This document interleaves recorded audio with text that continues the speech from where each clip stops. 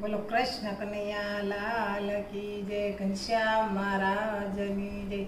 કીર્તનનું નામ છે ગણપતિની પ્રાર્થના છે. એ હું તો પ્રથમ નામું રે ગણપતિ દેવને રે, મારા વિઘ્ન કરો સર્વે દૂર. હું તો રટણ કરું રે રૂડા રામનું રે, સોમવારે નામું રે શંકર દેવને રે, સોમવારે નામું રે શંકર દેવને રે.